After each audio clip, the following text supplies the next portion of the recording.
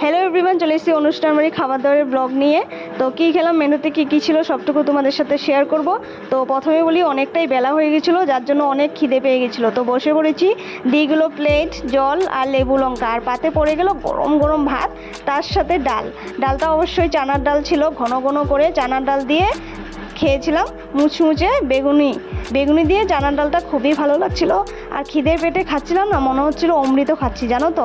আর অনুষ্ঠান বাড়ির খাবার দাবার আমার না জানি না কেন খুবই ভালো লাগে। ঘরে রান্নাবান্না আলাদা হয়, অনুষ্ঠান বাড়ির রান্নাবান্না যেরকম দ্বিগুণ স্বাদের হয়, তাই না?